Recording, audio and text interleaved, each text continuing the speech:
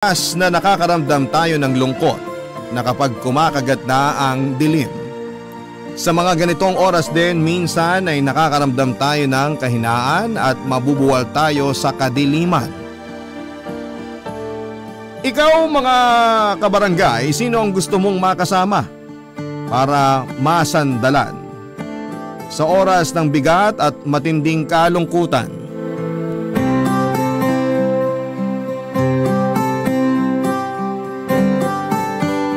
Dear Papa Dudut, itago niyo na lamang po ako sa pangalang Darius. Buhay ko ang internet. Bukod sa dito nanggagaling ang kabuhayan ko ay napapasaya rin ako nito dahil marami akong natututunan at nalalaman. Sa pag-i-internet ko ay nakakahanap ako ng libangan, lalong-lalo na sa Facebook. Kung pamilyar kayo sa mga memes o yung mga kalokohang post lang sa Facebook, ayun ang madalas ang ginagawa ko, Papa Dudut. Pag may nakita akong nakakatawang meme ay sinishare ko para makita rin ng ibang mga kaibigan ko. Naisip ko kasi na kung napapasaya at napapatawa ko ng mga memes na ito, malamang ay mapapasaya nga rin niya ang ibang taong makakakita nito. Yun kasi ang goal ko, Papa Dudut, yung may mapasaya kahit na hindi ko personal nakakilala. Kaya accept lamang ako ng accept sa Facebook na mga nag-a-add sa akin at umaasa ako na kapag nakita nila lahat ng post kong nakakatawa sa Facebook ay makakalimutan nila panandalian ng mga problema nila. Tulad na lamang nitong si Regina. Hindi ko siya personal nakakilala at hindi ko na rin maalala kung ako ba ang nag-add sa kanya sa Facebook o siya. Basta ang tanging alam ko lamang ay kailangan niya ng tulong ko. Kailangan ko siyang mapasaya dahil kapag lumalabas siya sa newsfeed ng Facebook ko ay puro malulungkot ang pinopost niya. Lalo na kapag sumasapit na ang gabi. Kaya naman isang gabi nang hindi ko na matiis ay chinat ko na siya at mabuti na lamang at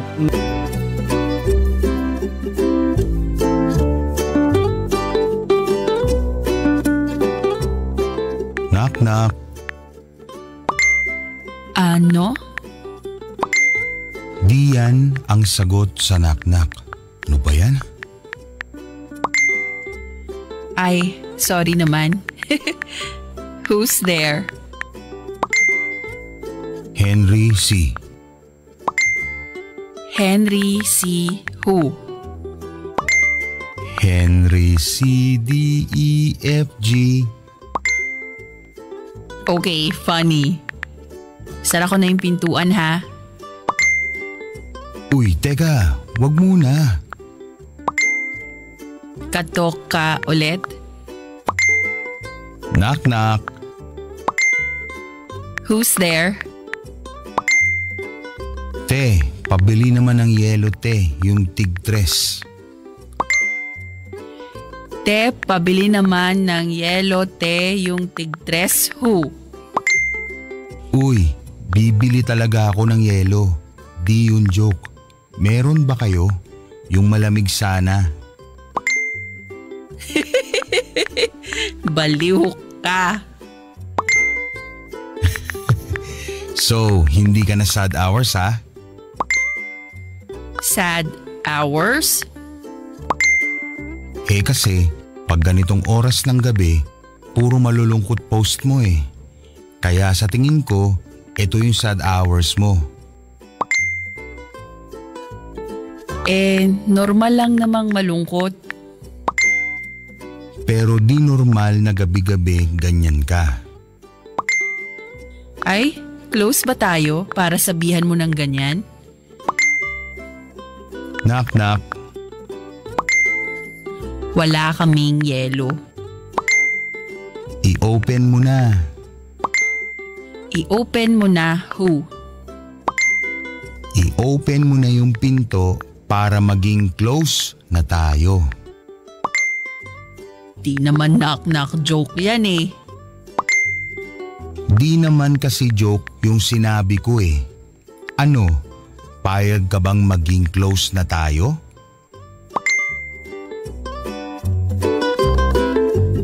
na kami nag-start maging virtual friends, Papa Dudut.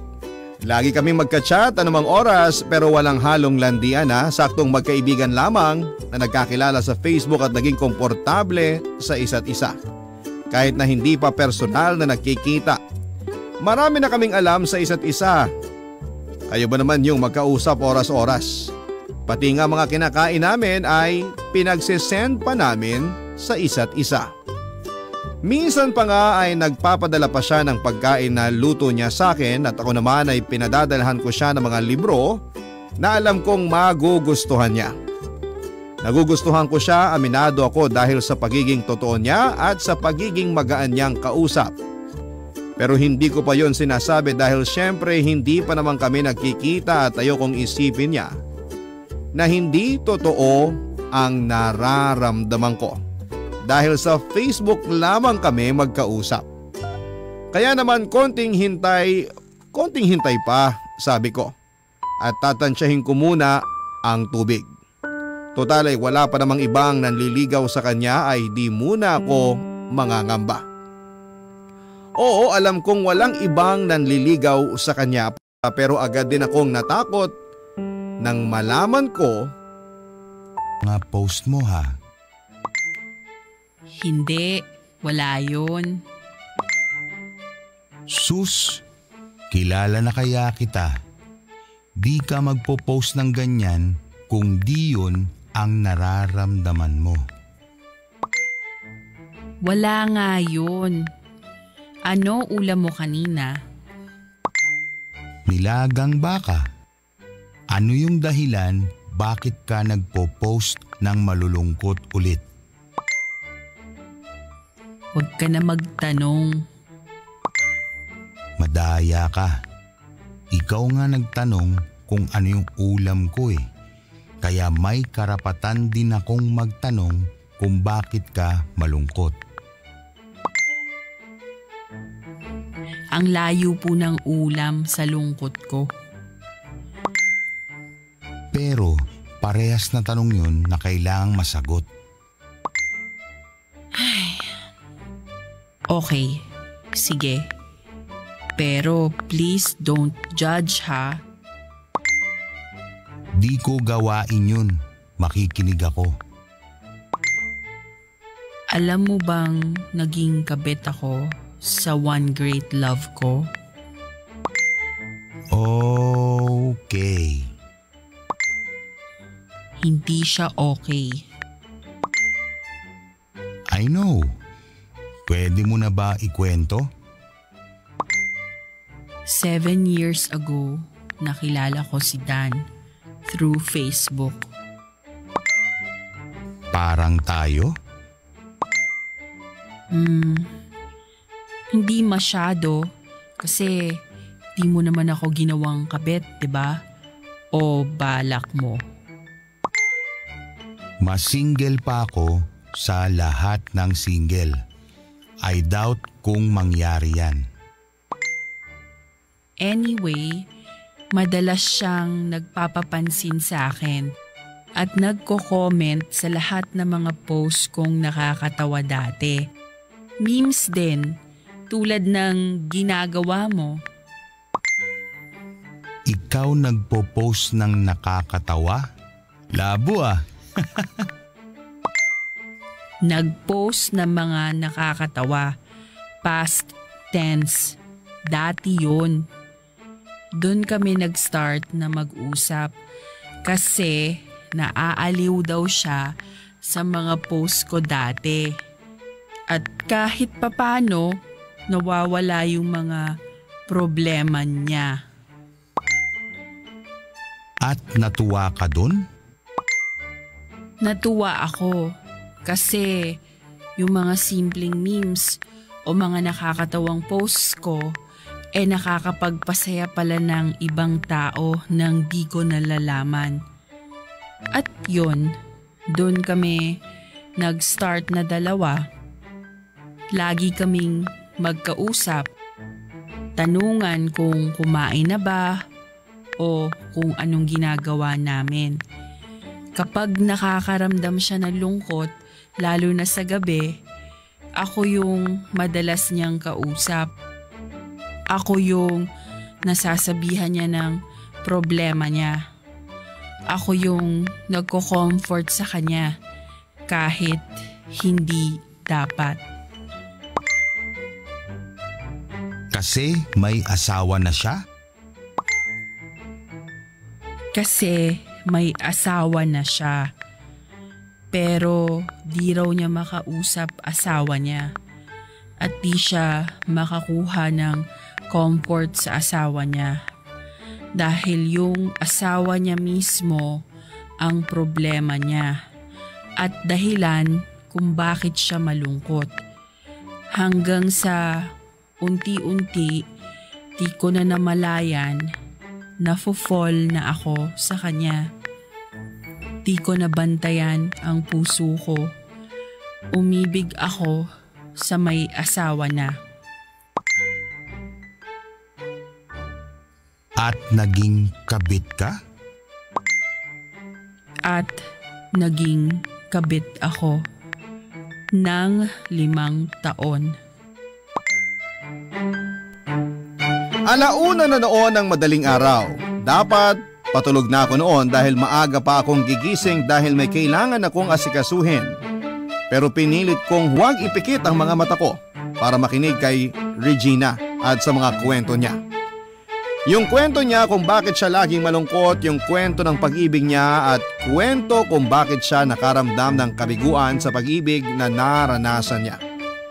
Gusto ko pa siyang makilala at gusto ko pang malaman kung paano ko siya iaahon sa pinagdadaanan niya dahil alam ko na hindi pa buo ang puso niya. At alam ko na hindi pa siya handang tumapak sa bagong buhay dahil nakadikit pa ang paa niya sa nakaraan. Gusto ko siyang tulungan, Papa Dudut. Ganon naman ako.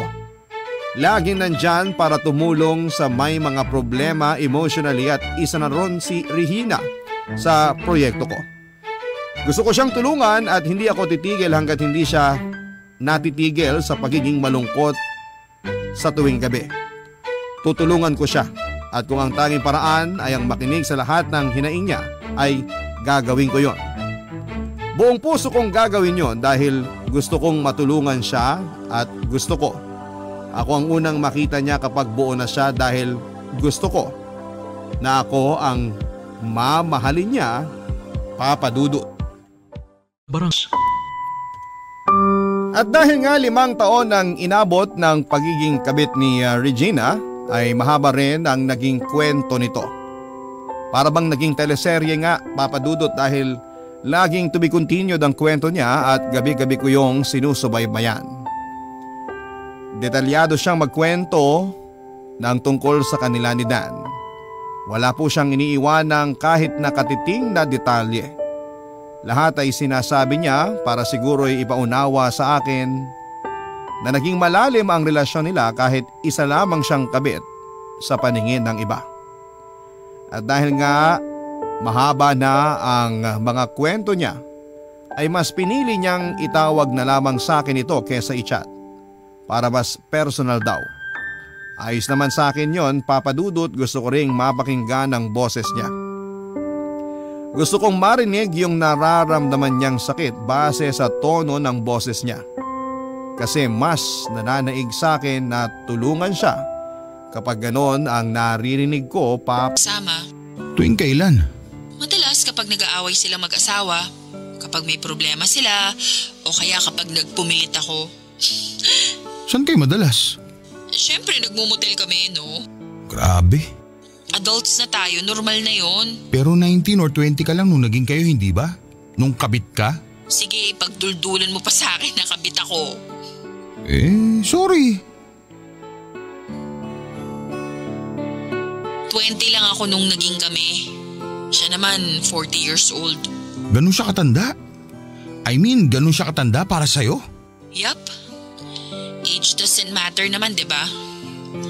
Kapag kasama ko naman siya, parang magkaedad lang kami. Mature naman kasi ako, kaya nagkakahulihan kami ng pag-iisip. Magkasundo kaming dalawa, kaya wala kaming pakialam sa edad, lalo na ako. Wala namang masama sa agwat ang edad niyo eh. Ang masama dito… Yung naging kabit ako. Oo, alam ko naman yun eh. Alam mo naman palang mali eh. Bakit tinuloy mo pa? Kasi nga tanga ako. Nagmahal lang ako. Sinubukan ko namang umiwas eh. Alam mo lang kung ilang beses ako nagpaalam sa kanya. Pero ilang beses din akong bumabalik dahil hindi ko makita yung sarili ko na hindi ko siya kasama. Alam mo namang hindi mo siya makakasama forever, hindi ba? Kasi pag-aari na siya ng iba. At kung talagang mahal ka niya, iiwan niya ang asawa niya para may forever kayo. Yun nga eh. Hindi niya maiwan-iwan yung asawa niya kasi mahal niya yung asawa niya. Ikaw, mahal ka ba niya? Hindi. Sinabi niya? Oo. Yun na. Bakit di ka pa kumalas nun? Sobrang obvious na nung nilatag niya sa'yo eh. Tanga nga eh. Sabi ko sa kanya okay lang kahit hindi niya ako mahal sa ngayon. Sabi ko matututunan din niya akong mahalin. Nag-agree ba siya sa'yo? Hindi. Sabi niya malabo. At nagstay ka pa rin? Oo. Ay tanga nga. Grabe ka ha. Ang labo lang kasi na harap-harapan niya na sinabi sa'yo na hindi ka niya mahal. At hindi ka niya pwedeng mahalin. Pero ayan, pinilit mo pa rin ang sarili mo sa kanya. Iniisip ko kasi baka may chance na mahalin niya ako. Hindi lang siya open sa posibilidad. Pero pwedeng mangyari yun lalo na kung ibibigay ko sa kanya lahat. Lalo na katawan ko. Diba yun naman ang gusto ng mga lalaki? Di lahat ah. Utot mo! Oh, nung binigay mong lahat sa kanya sa loob ng 5 taon, sinabi ba niya na mahal ka niya? Hindi pa rin. O edi sayang. Wala eh. May problema lang sila ng asawa niya. Pero hindi ibig sabihin nun, mawawala na yung pagmamahal niya sa taong yun. Matagal na sila eh. May mga anak na. Mahirap nang gibain ang pagmamahala nila kahit marami pang pagsubok na dumaan. One great love niya yung asawa niya eh. Di niya yun basta-basta papakawalan. One great love mo rin naman siya eh. Oo. Pero kailangan ko siyang pakawalan dahil hindi na nga tama. Una pa lang naman, hindi na talaga tama eh. Sa dulo ko natauhan eh. Lagi namang ganun. Tama yung desisyon mo. Kung tama yung desisyon ko, bakit malungkot pa rin ako ngayon? After almost 2 years mula nung nagkahiwalay kami, bakit parang pakiramdam ko hindi pa rin ako masaya? Wala akong maisagot sa huling sinabi niya, Papa Dudut. Pakiramdam ko kasi ay walang tamang sagot sa tanong niya. Gusto ko lang namang makinig sa kanya hanggang sa gumaan na ang pakiramdam niya. Hindi ba gano'n naman yon? Kapag nasabi mo na ang lahat ng nararamdaman mo kahit papaano ay gagaan na yon, hindi ba? Tapos ay magiging masaya ka na ulit kasi hindi na mabigat yung nararamdaman mo. Pero parang sa kanya, sa tuwing nagkukwento siya sa akin, sa tuwing nagsasabi siya ng nararamdaman niya tungkol sa nakaraan niya ay mas lalo atang bumibigat ang pakiramdam niya. Baka siguro nga ay hindi pa rin talaga siya totoong nakakapag-move on. Siya na rin mismo ang nagsabi, one great love niya, ang lalaking yon. Hindi mo basta-basta makakalimutan ang taong minahal mo ng sobra kahit sabihin mang taon na ang lumipas. Paano ko ba siya matutulungan? Parang ang hirap naman pala. Akala ko ay kailangan ko lang makinig sa kanya pero bakit sa tuwing pinakikinggan ko siya ay nagiging komplikado na ang lahat at nagiging malabo na makapag-abot ako ng tulong para sa kanya.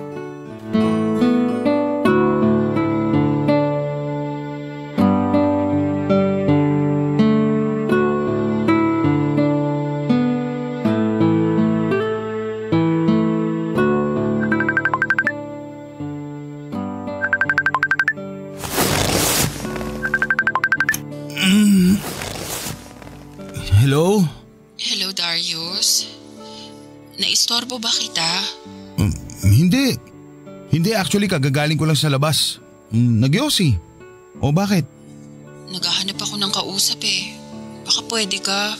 Alam mo namang basta ikaw, pwede ako, hindi ba? Sad hours ko ulit eh. Mukha nga. Dali, kwento. Makikinig ako. Kanina kasi nung nag-grocery ako, nakita ko si Dan. O tapos? Gusto ko umiwas pero nakita niya ako eh. Nilapitan niya ako. Kinumusta? Anong sabi mo? Siyempre nagpanggap ako na okay lang ako, na masaya ako. Effective ba? Di ko alam. Ano pa nangyari? Sabi niya, na-miss niya raw ako. Yung presensya ko, yung katawan ko. Naniwala ka? Oo eh. Huwag mo sabihin sa akin nakikipagbalikan ka sa kanya. Muntikan na. Ano ba yan, Regina? Sabi ko nga muntikan lang, di ba? Hindi naman natuloy. Mabuti naman. Kasi biglang dumating yung asawa at anak niya. Oh, at anong sabi ng asawa niya nung nakita ka niya? Wala naman. Di naman niya alam na naging kabit ako ng asawa niya eh. Paano ka pinakilala ni Dan sa kanya? Sabi niya nag-o-offer ako ng insurance sa kanya. Ang baduy ng rason niya. Nag-o-offer ka ng insurance sa kalagitan ng grocery store?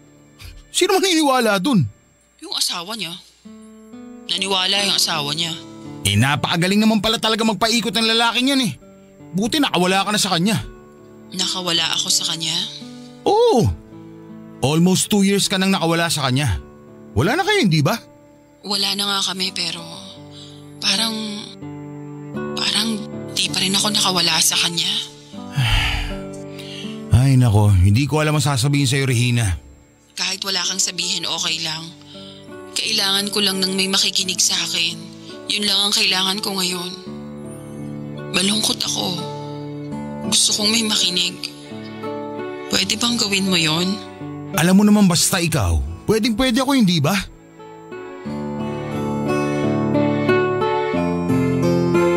Nagsalita siya ng nagsalita at nilabas niya lahat ng sama ng loob niya kay Dan.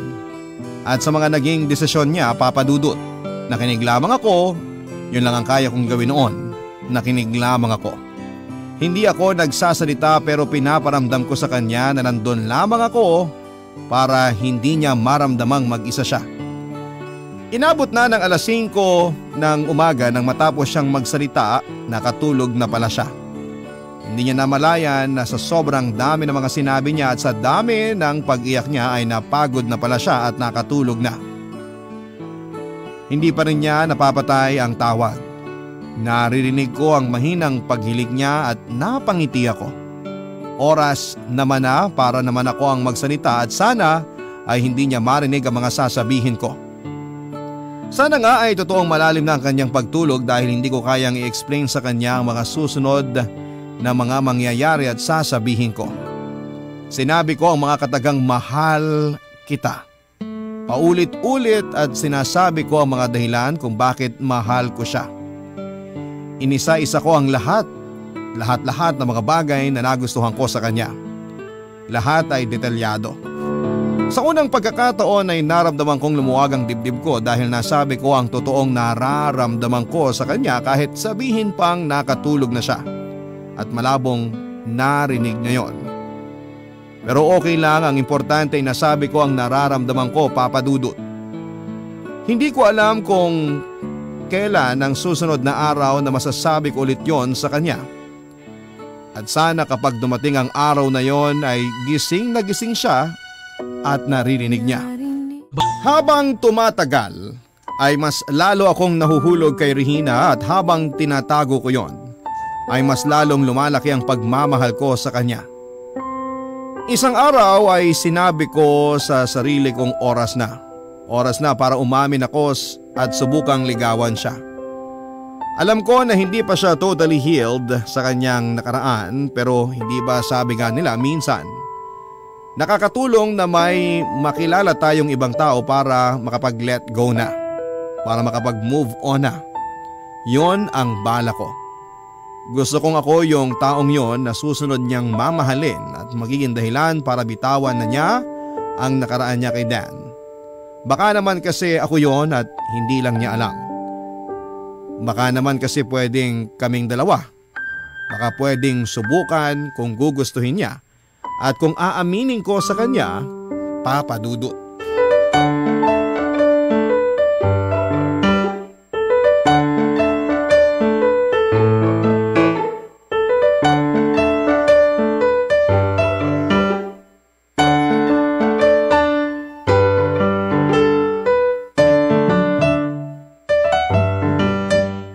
Tagal na natin magkausap sa Facebook, no? 7 buwan na siguro. Actually, 8 months na. Malapit na tayo mag-celebrate ng first anniversary natin. Anniversary ka dyan, bakit? Tayo ba? Bakit? Di ba pwede? Awkward ba? Hindi naman. Oo eh. Di lang ako sanay na naglalandi ka ng ganyan sa akin. Ha? Naglalandi? Obvious kaya. Tanga ako pero hindi ako manhead. Ilang linggo ka ng ganyan. May mga pasimpleng banat ka sa akin lagi. Di ka naman ganyan dati nung una tayo nagkakilala eh. Naisip ko lang kasi, single ka. Single naman ako. Oh, masama ba maglandi ng slight? Hindi ko alam sasabihin ko. Sabihin mo lang oo. Oo?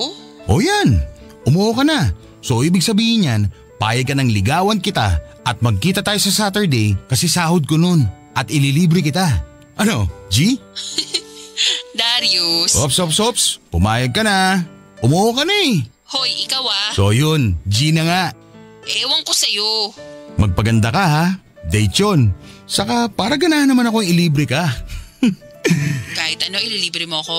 Oo, kahit anong ituro mo. Kahit samgyupsal, o steak, o… Hotel. Ha? Payag ka ba na may mangyari sa atin sa unang date natin?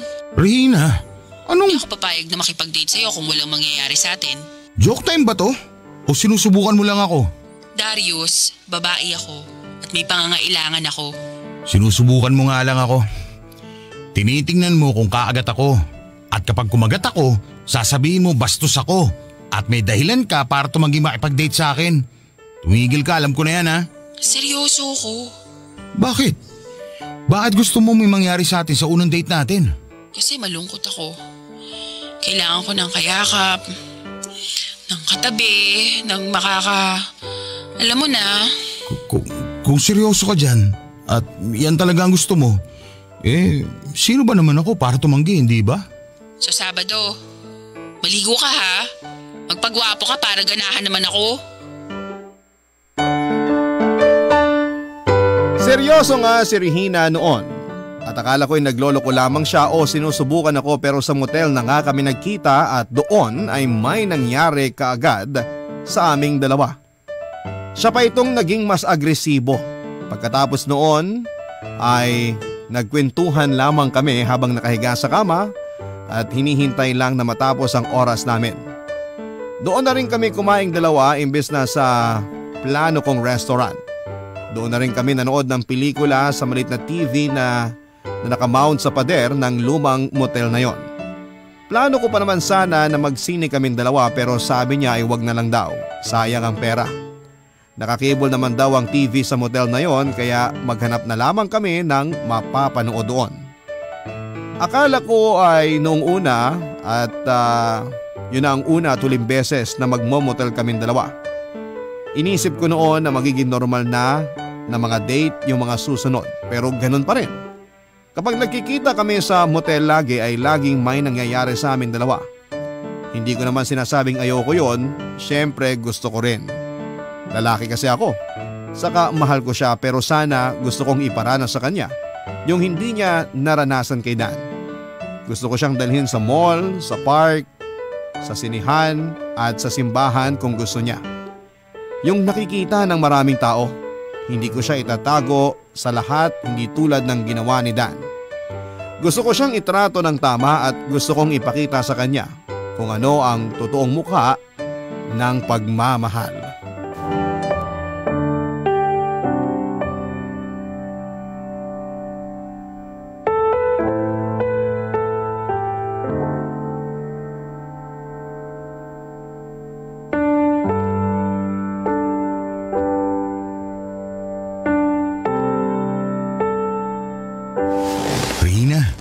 Gusto mo, next na magkikita tayo. Tara naman doon sa mall. Di ako mahilig sa mall eh. Gastos lang. Di wag gagastos. Iikot-ikot lang, ganun. Nakakapagod maglakad no? Ayaw mo ba dito sa motel? Nakahiga lang tayo. Gusto ko rin naman mamasyal. Saka gusto kong kumain sa mga restaurant, ganun. Masarap naman ang pagkain dito ah. Gusto ko manood ng sine, kasama ka. Magaganda naman ang pinapalabas sa TV dito ah. Gusto ko sana magsimba, kasama ka. Pwede ka naman magdasal kahit nandiyan ka sa sulok ng kwartong to. Maririnig pa yun ni Lord, ano ka ba? Gusto ko ng normal na date. Boring yun. Paanong boring Hindi mo pa ka nararanasan yun, hindi ba? Di naman pinaranas sa'yo kahit kailan ni Dan yun . O bakit ka nagtataas ng boses? Kasi may tao na gusto kang itrato ng tama pero tumatanggi ka. Hindi sa tumatanggi ako. Ayoko lang talaga. Bakit ayaw mong itrato kita sa paraang alam ko magiging masaya ka? Yung mararamdaman mong mahalaga ka, ganun. Kasi hindi ako sanay. Ngayon pa lang sanayin mo na kasi gusto ko iparamdam sa'yo to. Payagan mo lang ako. Huwag ka na magpakulong sa maling nakaraan mo. Huwag mo na isiksik sa utak mo na hindi ka deserving itrato ng tama. Alam mo kung ibang lalaki lang to, magiging masaya sa ganitong setup eh. Ang arte mo para kang chicks. Iba ako. Huwag mo ko igaya sa iba na laman lang ang habol sa'yo. Ba't ikaw, hindi mo gusto yung laman ko? Nasasarapan ka naman sa akin, di ba? Gusto kong masatisfy sa ibang paraan. Gusto kong masatisfy emotionally. Hindi mo yun maibigay sa akin eh. Puro katawan lang ang ino-offer mo. Kasi yun lang ang meron ako. Kaya mo naman mag-offer ng pagmamahal eh. Ayaw mo lang. Hindi sa ayaw. Hindi ko lang alam kung paano. Pero kay Dan ay offer mo. Okay. Hindi sa ayaw. Hindi ko lang alam kung paano. Ulit. Okay na? Kaya nga nandito ako eh. Tutulungan kita. Mukhang time na tayo. Tara, bihis na. Uy na. Wala tayong pang extend. Magbihis ka na.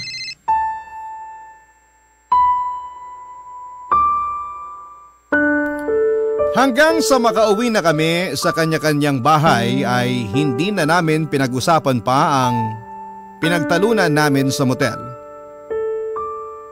Sabi niya sa ibang araw na lang daw namin pag-usapan dahil pagod siya at walang gana. Pumayag ako, Papa Dudut, at hindi ko siya pa rin naman kami ng maayos at parang walang nagbago. Nagbibiruan pa rin tulad ng dati naming ginagawa. Kaya naman masaya ako dahil hindi naging awkward ang lahat dahil sa minsang naging pagtatalo namin.